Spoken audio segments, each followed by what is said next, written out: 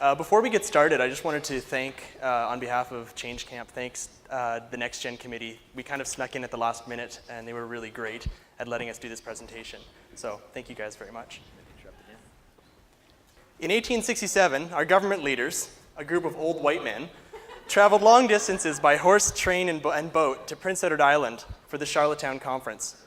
Our country was originally designed as a federation of 4 provinces, and over the next 132 years, it grew to expand across the continent into 10 provinces and 3 territories. Through participation, the citizens of Edmonton have built their community from a small town on the western fringes of Canada to a provincial capital that we can be proud of. Civic participation turned Jasper Avenue from a buggy-filled, dusty road into the bustling avenue it is today. The faraway province of Alberta was created when this old-school piece of paper, introduced by the old-school government of Prime Minister Wilfrid Laurier, was approved in the old-school parliament in 1905. Since then, Albertans have worked together to build communities that we now call home, the railway.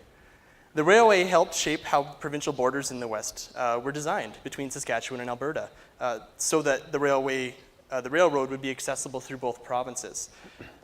It really is an old school border that we continue to be governed by today. So an old school design. In 1947, conventional oil was discovered at Leduc No. 1, just south of here in Edmonton. It transformed Alberta from a largely agricultural-based economy to Canada's resource superpower. Over 60 years later, many people now see conventional oil as old school and are looking towards cleaner, renewable energy for the future. Edmontonian Louise McKinney, the first woman sworn into a legislature in the British Empire, a year after the Alberta Equal Suffrage Act gave women absolute equality. The following year, the federal government allowed women to vote, 51 years after Confederation. Chinese and Indo-Canadians were allowed to vote in 1947, Japanese Canadians a year later. Aboriginal Canadians couldn't vote in Canadian elections without giving up their treaty rights until 1960, some 93 years after Confederation. The emergence of mass society started with photography, then the printing press, then motion pictures. Then a hobby that began as entertainment brought the golden age of radio in the 1930s and 1940s. And that was followed then by the golden age of television in the 1950s. Marshall McLuhan said, "Electric technology is reshaping and restructuring patterns of social interdependence in every aspect of our personal life. It is forcing us to reconsider and reevaluate practically every thought, every action, every institution formerly taken for granted. Everything is changing. You, your family, your education, your neighborhood, your job, your government, your relation to others, and they're changing dramatically." The telegraph was first used for hobby, mostly to play chess until its significance was realized. The phone followed, at first mostly used for business, and then most houses had one. The brick cell phone also evolved to fit in the palm of your hand, and now 82% of you have one with you tonight. 1994. It was a big year, and not just because that's the year I graduated from high school. But back in my old high school, I remember hearing the smartest kid in the class talking to our science teacher. And they were talking about this thing called the internet. And I wondered why we weren't all on it. According to theorist St. Simon, computers shifted a government of men, very old school, to administration of things, again very old school, based not on intuitive judgments, but on logical and statistical rules and algorithms. An idea and a movement that creates an interesting dichotomy in today's age of participation. In the early 1990s, new services made it easier to locate documents on the internet. Email was the first popular use. Then graphical browsers allowed for static images to appear on the page with text. Soon enough, we were all using the internet and the conversation exploded.